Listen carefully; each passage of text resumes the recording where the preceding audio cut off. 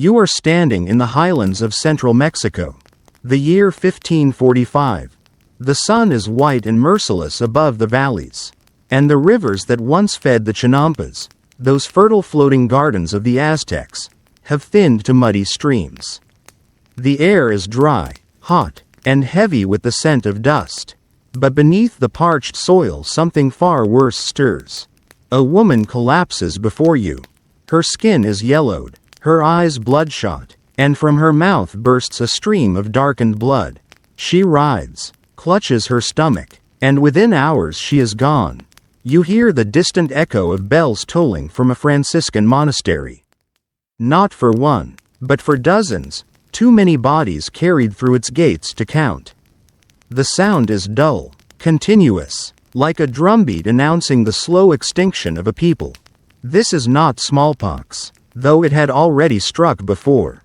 Not measles, not plague in the European sense. What you are witnessing is something the Nahuatl called Cocoliztli, simply. The pest, a word so bare, so blunt, because no other name could hold the horror of what it brought. Between 1545 and 1548, it carved through the valleys of New Spain, killing not by the dozens, not by the thousands, but by the millions. Modern estimates suggest between 5 and 15 million lives were extinguished in only a few years. Whole villages erased, whole family lines broken. What you are seeing is not just an epidemic. It is the end of a civilization. The chroniclers describe it with steady, almost stunned hands. Indigenous scribes of the Florentine Codex, working under the Franciscan Bernardino de Sahagun, wrote of fevers so fierce the body burned, of blackened tongues, of dysentery that hollowed people out within days.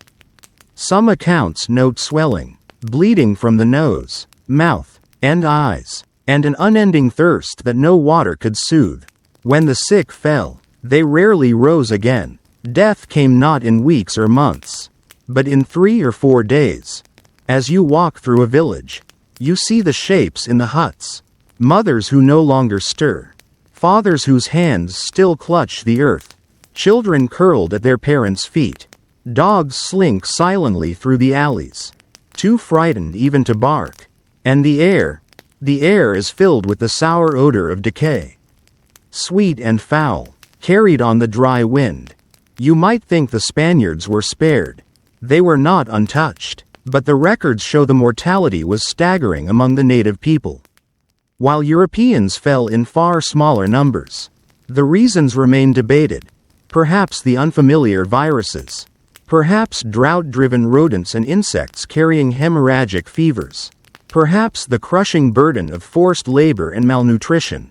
No matter the cause, what you are seeing is a line breaking, the sudden fracture of a society that had endured wars, conquest, and hunger. But not this. The past is not dead. It is only waiting. And if what you are about to witness unsettles you, consider subscribing, not for numbers, not for noise, but to help these buried stories rise again. If it brings value, leave a like. If it lingers in your mind, leave silence. Now, look closer. To understand this catastrophe, you must place yourself where it began. It is 1545, only 24 years after Hernán Cortés toppled Tenochtitlan. The Spanish rule is new, raw, and uncertain. The old temples have been dismantled, churches razed in their place. The encomienda system demands tribute and labor from the people who only recently fought for their lives. The land is worked harder than ever. And then comes drought. Tree ring studies show that in these years, central Mexico endured one of the harshest dry spells of the millennium. Rivers receded, harvests withered, malnutrition spread silently, softening bodies for the blow to come. And then, in the heat and the dust, the pestilence erupted. The first deaths appeared in the valleys of Oaxaca and Puebla. They spread north and west into Michoacán and beyond. By the year's end, the epidemic had reached every province of New Spain. The friars rang their bells until their arms failed. The surviving scribes recorded the horror in Nahuatl, in Spanish, in Latin, so that even centuries later their words burn like open wounds on parchment. By 1548, the population of central Mexico had collapsed. What had been perhaps 20 million before the conquest was reduced to half. Then a quarter. The memory of Cocoliztli lived on as a whispered curse, resurfacing again in later centuries, striking again in 1576, and leaving behind the broken remnants of the world you are now walking through. The first wave. You stand in the Valley of Mexico in the summer of 1545. The rains that should have come with May have barely brushed the soil. Instead, the fields lie cracked and yellow, maize plants bowing their withered heads under a burning sun. The drought is no longer a season, it has become a condition of life. In the distance, thin smoke rises from villages where families burn what little wood remains. A bitter scent mixed with the dust. The air feels brittle against your skin. It is here, in this fragile silence, that the first whispers of sickness emerge. At first, it seems no different from the fevers that had always haunted the valleys. A cough, a sudden weakness, a restless night, but within days, the strangeness grows sharper. Those who fall ill do not simply tire, they burn. Their faces flush deep red. Their eyes turn yellow, and a terrible thirst grips them. They reach for water, gulp it down, yet the craving never leaves. The Nahuatl scribes, later writing in the Florentine Codex, described the beginning as sudden collapse. A man walking in the fields might stumble, fall to his knees, and within hours be carried back to his home unable to rise. His skin darkened with strange blotches. His gums bled. A foul stench clung to his sweat, as if death were already seeping from his pores. Within 3 or 4 days, he was gone. You enter one of the thatched houses. A woman lies on a reed mat, her body trembling with chills though the air outside is scorching. Her tongue is blackened, swollen, and blood runs constantly from her nose. Her family huddles nearby, terrified to touch her, yet unable to abandon her. Flies gather at the edges of her mouth. The sound is a low, ceaseless hum. Outside, the dogs whine. They smell what is coming. Word spreads quickly, carried by merchants and messengers along the dusty roads. By midsummer, the sickness no longer belongs to one village. It has taken the valley. Friars in their cloisters record what they see, bodies lined before the altar. One after another, each wrapped in rough cloth. They sprinkle holy water, intone prayers, and then turn to the next. The bells of the convents toll so often that they no longer signal time, they measure death. In the Spanish records, officials counted tribute payments falling short, fields left untended, workers missing from the encomiendas. They described villages half-emptied, unable to meet the demands of their colonial overlords. Yet the words are cold, detached. They could not capture the human tide slipping away. Only the indigenous accounts speak of it as a storm that tore at the very fabric of their world. The symptoms escalate in grotesque speed. A young boy playing one morning is lifeless by evening. His skin erupts in sores that weep pus and blood. His mother, herself sick, tries to cradle him, but her arms falter. When she dies, her body is left beside his because no one dares to move them. Soon, an odor fills the hut, sharp and metallic, mingling with the earthy musk of decay. This is how entire households vanish, not one by one, but together, folded into silence. As you walk through the valley roads, you see makeshift pyres where corpses are stacked like cordwood. The heat of the sun hastens decomposition, bodies bloat, their faces distorted into swollen masks. Birds circle overhead. In some places, the dead are too many to burn, too many to bury. They're left where they fell, and the living move past with eyes lowered, covering their mouths with scraps of cloth. The Spaniards are struck, but far less often. Chroniclers noted the difference with unease. Why do the natives fall in such numbers, while Europeans sicken but rarely perish? Was it the bloodlines? The labor that weakened them? The hunger that left their defenses thin? In the absence of answers, fear filled the gap. Some whispered of divine punishment, the gods of the old temples. Angered by their destruction, others spoke of poisoned air, carried on the hot winds that never ceased. You notice another detail that the records preserve: the drought that framed the epidemic. Modern studies of tree rings show that the mid-16th century brought one of the most severe megadroughts in Mexico's history. The rivers shrank to trickles. Reservoirs cracked. Malnutrition spread like an invisible shadow. When the pestilence came, bodies already strained by hunger could not resist. The disease did not fall from the sky. It rose from the soil of a land stretched beyond its limits. By autumn, the epidemic has no boundaries. It surges into the provinces of Puebla, Tlaxcala, Oaxaca. Whole districts are depopulated in a matter of months. The governor of Tlaxcala wrote to the crown that half his villages were gone. In Michoacán, the bishop described towns so empty that grass grew in the streets. The population of New Spain, once vast, now dwindles like water pouring from a cracked vessel.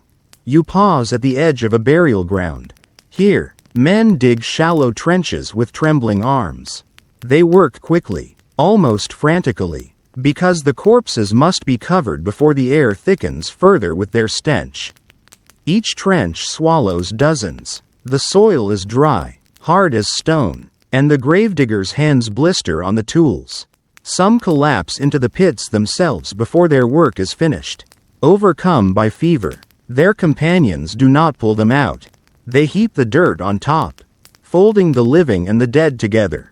From the cloisters, the friars continue their prayers.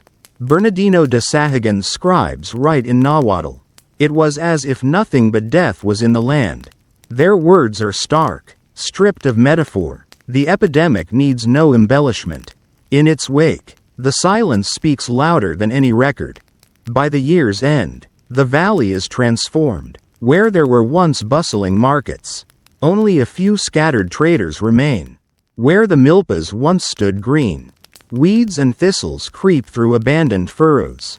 The lakes shimmer under the sun, but no canoes glide across them. The sound of drums and flutes, once constant in Nahua life, has fallen mute. Instead, the only music is the tolling of bells and the keening of mourners. You breathe the air and feel its weight. It is thick with dust, with smoke from funeral pyres, with the sour tang of decay. You feel it cling to your throat, scratch at your lungs. You realize you are not just standing in a place of sickness. You are standing at the edge of erasure. The first wave of Cocoliztli is not a passing storm. It is the beginning of the unmaking of a people. And as the days shorten into winter, the pestilence shows no sign of retreat. It spreads outward, unrelenting, following the roads, the rivers, the paths of trade. Every village it touches dims, like a candle snuffed one after another, until the valley lies in near total darkness. The flood of death. The year turns, yet the sickness remains. You find yourself in the first months of 1546, and the landscape has altered beyond recognition. Once, the Valley of Mexico was alive with color and sound.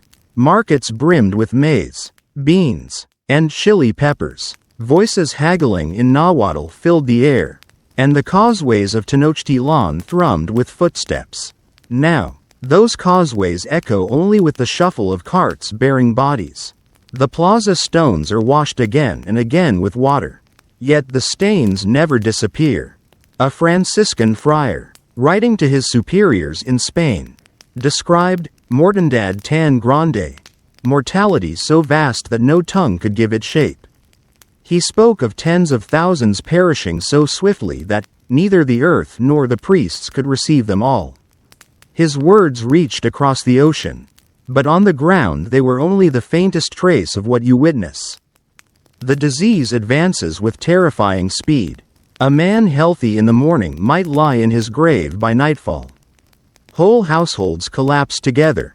Parents, children, grandparents, servants, In Nahuatl chronicles, the detail repeats again and again: people died, like lice.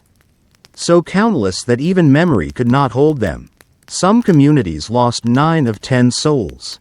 Others vanished entirely. The huts left to rot back into the earth. You stand at the edge of a village in Puebla. Here, the streets are deserted. Doors hang open. Mats lie unrolled. Clay pots still full of water wait on the hearths. No one remains to drink from them. The silence is broken only by the rasp of crows, already swollen with carrion. When you step inside a house, the floor creaks under your feet, but the only sound that greets you is the buzzing of flies over a family huddled together in stillness. Skin tight over their bones, mouths slack in death. Burial cannot keep pace. In some places, trenches are dug and filled within a single day. In others, bodies are left to the sun, where they swell, crack, and split, releasing the smell of corruption into the air. Dogs and vultures gather, tearing at the remains. The sight is not rare, it becomes ordinary. The backdrop of life. Chroniclers noted that people moved through streets covering their faces, not only from fear of contagion, but from the unbearable odor. In Michoacán, the Bishop Vasco de Quiroga wrote of his despair at the number of dead. He confessed that even the strongest faith faltered before such devastation. He described parishes emptied of worshippers, churches where only a handful of coughing survivors staggered forward to receive communion. Bells rang constantly, but their tolling no longer distinguished morning from night. Time itself blurred under the weight of ceaseless death. The Spanish authorities, desperate to maintain order, counted their losses in tribute and labor. Encomenderos wrote to the crown that their workers had died in such numbers that fields lay fallow. Mines stood silent. Caravans failed to arrive. The machinery of empire ground to a halt. But what those reports concealed was the human wreckage beneath the statistics. Behind each missing hand in the mine was a home reduced to ashes of memory. Behind each unpaid tribute was a lineage severed. You stand in the hills near Oaxaca, watching a procession. It is not a ritual of grandeur but of exhaustion. Survivors carry their dead not on stretchers but on woven mats dragged through the dust. They are too weak for anything else. The bodies are thin, many already darkened with the blotches of the disease. They are lowered into shallow earth, and the mourners whisper prayers both to the Christian God and to the old deities of water and maize. In calamity, the borders of belief blur, for survival clings to anything. The epidemic spares few regions. Northward, it pushes into the Bajío. Westward, into Jalisco. Southward, deep into the Mixtec and Zapotec lands. Reports surface everywhere of villages emptied, fields swallowed by weeds, roads traveled only by death carts. In some places, Spaniards note with unease that they themselves fall ill, but their survival rates remain higher. This unevenness only deepens the terror. Was it divine favor for the conquerors, or curse for the conquered? The question festers, unanswerable, in every silence between the toll of bells. You approach Tenochtitlan itself, now rebuilt as Mexico City under Spanish rule. The canals, once crowded with canoes, lie strangely still. The city that had been the heart of an empire is now stricken with the same pest. Corpses float in the water, caught in reeds, bloating under the sun. Officials attempt to clear them, but for every body removed, more drift in from upstream. The stench wafts through the markets, mingling with the smoke of burning incense as friars walk in procession, chanting prayers, their robes stained with sweat. The indigenous scribes, ordered to record the events, described the scale with painful brevity. They wrote that the dead lay heaped together, that there were piles of corpses in the streets. Their ink is steady, but their words reveal the trauma. Nothing but death was in the land. That phrase appears again, echoing across manuscripts, as if no other description could suffice. In 1547, as the epidemic reached its second year, the toll was unimaginable. Some scholars estimate that by this point, millions had already perished. In provinces that once pulsed with life, only fragments remained. Travelers from Europe arriving at Veracruz spoke of lands that seemed abandoned, as though conquest had not just broken the Aztec Empire, but dissolved its people into air. The cause, even centuries later, remains disputed. Modern researchers suggest hemorrhagic fevers, perhaps carried by rodents or insects thriving in drought conditions. Genetic analyses of ancient remains have hinted at Salmonella enterica, though not all agree. What is certain is the pattern: high fever, bleeding, jaundice, and death within days. The sickness moved with the inexorability of wildfire. You stand now in the convent of Hemorrhagic. Here, friars attempt to tend to the dying. The courtyard is filled with mats where the sick lie groaning, their breath rattling in their throats. Some cry for water, others thrash in delirium. The friars move among them with small cups, but their hands tremble, for many of their brothers have already succumbed. They sprinkle holy water, offer the last rites, and move on to the next. In the cloister garden, pits are dug and filled daily. By nightfall, the soil is raised with new graves, damp and freshly turned, the earth itself sagging under its burden. The chronicles describe another horror: abandonment. Families, overwhelmed by the speed and contagion, often left their sick behind. A man would collapse in the road, and none would approach to lift him. A woman would cry from her mat, but her neighbors turned their faces away. Survival demanded cruelty, and so whole districts grew quiet as the living fled into the hills, leaving the dying to the crows. By the close of 1547, the epidemic shows signs of slowing, yet the landscape it leaves behind is unrecognizable. Entire altipedal city-states have been gutted. Nahuatl society, once carefully ordered by tribute and kinship, is fractured. Children wander without parents, elders without descendants. The memory of songs, dances, and rituals fades, for the singers themselves are gone. The silence is deeper than death. It is the silence of culture unraveling. When you walk again through the markets of Mexico City, you see only fragments of what had been. The stalls are half empty, voices hushed, survivors look gaunt, their eyes sunken with grief. They speak in whispers of villages gone, of rivers that once rang with laughter now carrying only the bodies of kin. The bells continue to toll, their sound dull with repetition, until you can no longer distinguish one death from another. The flood of death has passed its crest, but its waters have swept away the foundations of a world. What remains is a scar, deep and unhealed, across the land of the Aztecs. The hollow houses. The epidemic does not simply take lives. It takes the structures of living. As you walk through the valleys in 1548, you realize that what remains is not a people in mourning but a people hollowed out. The epidemic's great wave has begun to ebb, yet the emptiness it leaves behind is almost more haunting than the flood itself. You step into a village once filled with music. The Nahuatl houses, built of adobe and cane, stand in crooked lines. Some still bear painted designs of flowers or serpents. But inside, the mats are rolled tight and dust-covered. Clay pots lie cracked where they fell.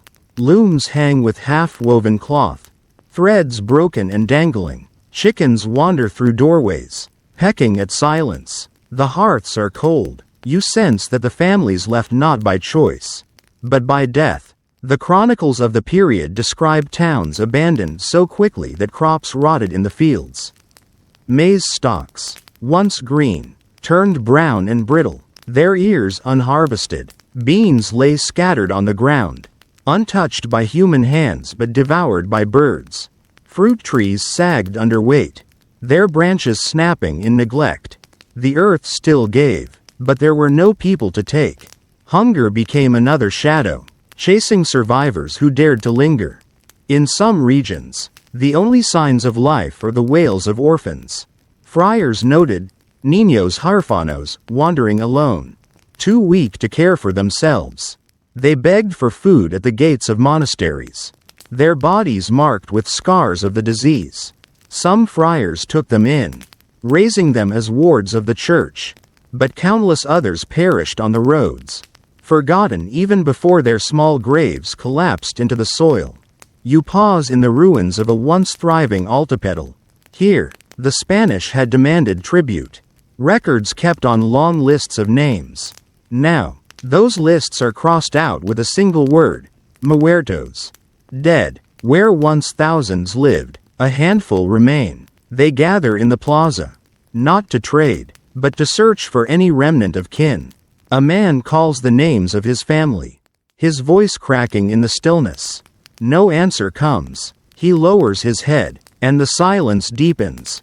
The priests who chronicled these years write of confession lines that stretched beyond the church doors, yet dwindled week by week until none were left.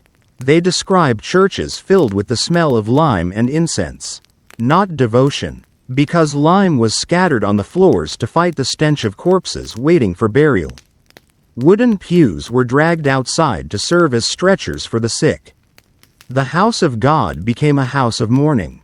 You enter another village, farther north. The huts here are partly collapsed, roofs caved under months of neglect.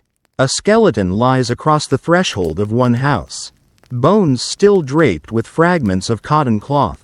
The position of the body suggests collapse mid-step. No one moved it. The door remained open. The life inside ended in that instant. When Spaniards later traveled these lands, they wrote that grass grew where streets had been, as if the earth itself hurried to reclaim what humanity had abandoned. Among the Nahua, memory took form in language. Words carried the weight of ancestors, of stories, of lineage. But the epidemic severed those threads. Entire families who once traced descent back generations vanished. Songs that had been sung for centuries found no voices. Rituals that had once marked planting, harvest, marriage, and war were interrupted. The continuity of culture was broken not by conquest alone, but by disease that erased both the living and the memory of the dead. The Spaniards tried to measure the loss. Reports sent to the crown estimated millions gone. Some officials calculated that in certain regions, 9 of every 10 inhabitants had perished. But numbers fail to grasp the reality you stand in. They cannot capture the stillness of a street where children no longer play. They cannot capture the smell of abandoned hearths, the sound of wind whistling through empty doorframes. Numbers do not cry. The survivors did. Modern scholars, analyzing these accounts, compare the epidemic to a scythe sweeping across the land. But for those who lived it, it felt like drowning in air. The disease did not only kill the body, it dismantled the bonds of kinship, labor, and ritual. Survivors were left unmoored, drifting through hollow houses that once held meaning but now held only ghosts. You walk through a burial ground on the edge of a town in Tlaxcala.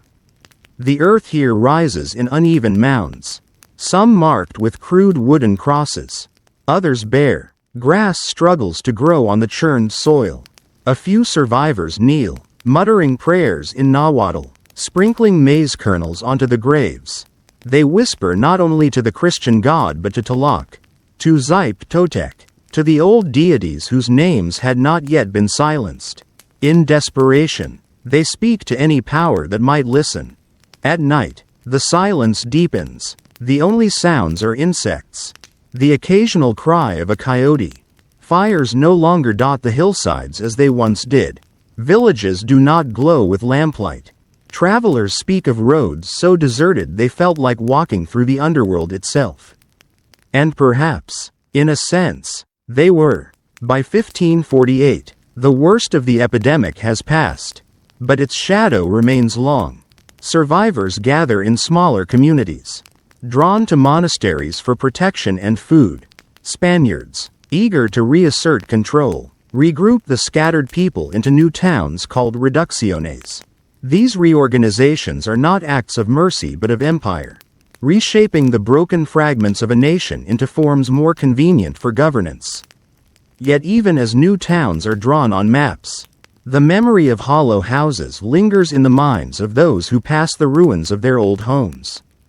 You see the faces of survivors, gaunt, hollow-cheeked, eyes rimmed with grief. They move slowly, as if the weight of memory bends their backs. Some carry children whose small bodies are reminders of what was lost. Others walk alone, their families erased. They speak little, for words feel inadequate in the face of so much silence.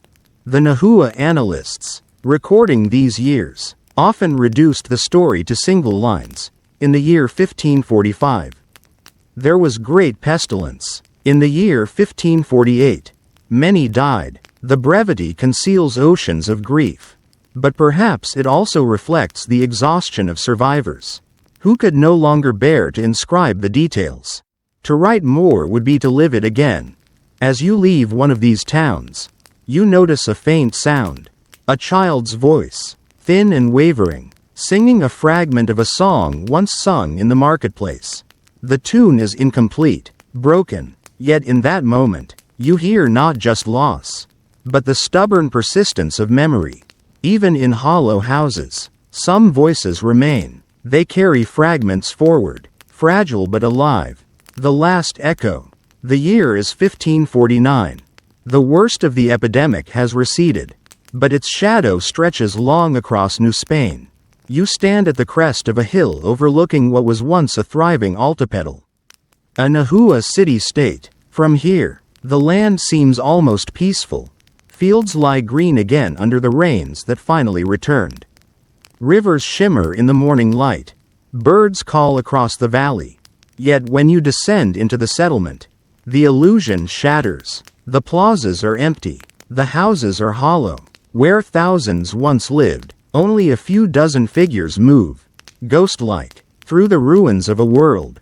The survivors are gaunt, their faces lined with sorrow far older than their years. Many wear the blackened scars of the disease, pitted skin, damaged eyes, weakened limbs. They cling together, forming small clusters of kin where entire clans once stood. Hunger gnaws at them still, for though the rains have come, there are not enough hands to till the fields. Maize grows in patches, but weeds claim the rest. Every harvest reminds them of what was lost, not just food, but the people who once planted, weeded, and gathered it. The friars move among them, offering what comfort they can. Their chronicles describe towns where 10 families remained out of hundreds. They baptized orphans, buried the dead, and tried to teach prayers in Nahuatl to those too weak to resist. Yet even their words falter.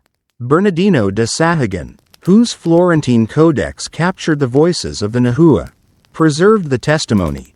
It was as if the people had no more strength, no more breath. They died as if struck down by the sun. The image is stark, a whole people burning out like a field set ablaze. You enter a church in the valley of Tlaxcala. Its walls are bare, its pews half-rotted, its floor still marked with lime from the epidemic years. The air is heavy with incense, but also with silence. A few survivors kneel, heads bowed. Their prayers are whispered, not in chorus but in fragments, each voice carrying private grief. The friar at the altar raises the host with trembling hands. He, too, has lost brothers to the pestilence. The ceremony feels less like worship than survival, a stubborn insistence that life, in some form, continues. Outside, the burial grounds tell another story. Crosses lean at crooked angles, some carved with names, most bare. The soil is uneven, cracked where too many graves were dug too quickly. Grass grows unevenly, struggling over mounds that hide whole families beneath. Birds flit among the wooden markers, their songs eerily bright against the solemnity of the place. You linger there, listening, feeling how memory clings to earth as stubbornly as weeds. The Spaniards, shaken but eager to move forward, begin reorganizing what remains. Survivors are gathered into reducciones, new towns drawn on Spanish maps, designed for easier tribute and control. Families are uprooted from ancestral lands, herded into squares around churches and plazas. Officials record names, assign tribute, and measure what is left. In the margins of these lists are chilling notes. Village destroyed by pestilence. Only 20 remain. No tribute possible. The empire rebuilds itself on the skeleton of a vanished world. Yet even as the Spaniards count, the Nahua remember. Annals written in Nahuatl record the years with brevity. In 1545, pestilence began. In 1548, it ended. But between those lines lies an abyss. Oral tradition carried fragments of detail, the bleeding, the thirst, the swift death, but often reduced the event to a curse word. Cocoliztli. The pest, the thing that needs no further explanation. To speak it was to invoke dread. You walk into another village, deeper in the Mixtec hills. Here, the silence is pierced by the cry of a child. You follow the sound to a house where one of the few surviving families sits around a dim fire. Their faces are hollow, but they speak softly, passing food from hand to hand. The child laughs once, a brief sound like a spark in the ashes. It is fragile, yet it cuts through the silence like sunlight through clouds. You realize that survival is not only measured in numbers, but in the persistence of small voices. The broader world takes notice of what has happened. Letters arrive in Spain describing the ruin of the Indies, lamenting the loss of workers and tribute. Some officials argue for mercy, others for stricter control. But across the sea, the reality is abstract. Only those who walk the streets of hollow villages understand the true scope. For them, the silence of a marketplace is louder than any proclamation. The cause of the epidemic remains uncertain. Even now, centuries later, scholars debate. Was it hemorrhagic fever carried by rodents during drought? Was it Salmonella enterica, as suggested by traces in ancient DNA? Was it some combination of hunger, forced labor, and new pathogens introduced into weakened bodies? The chronicles cannot answer, but they describe the effects with unflinching clarity. Death in days. Bleeding from every orifice. Bodies collapsing like stalks of maize in a storm. You stand by a riverbank in Michoacán. The water flows calmly now. But villagers tell of how, during the epidemic, corpses were placed in the current, carried downstream when the earth could hold no more. They point to stones where the bodies snagged, where birds gathered in flocks. Even now, the memory stains the place. The river does not speak, but the silence around it does. By 1550, the epidemic has ended, but the population of central Mexico is shattered. From perhaps 20 million before conquest, only a fraction remain. The Spaniards rebuild their empire on these ruins. But for the Nahua, the loss is incalculable. It is not only lives but worlds that vanish. Entire lineages, songs, crafts, and rituals disappear. The epidemic does not just end people, it erases memory. As you walk away from the valley, you hear bells ringing once more. This time, they mark not the dead, but the survivors gathering in churchyards. Their faces are thin, but their eyes carry a dim light. They speak of planting again, of rebuilding homes, of raising children. Yet in every word there lingers the echo of what has passed. The silence of hollow houses is never far away. The epidemic leaves no monuments, no great battles, no celebrated heroes, only graves, abandoned towns, and chronicles that reduce millions of deaths to a few lines of ink. Yet as you walk among the ruins, you understand. Absence itself is the monument.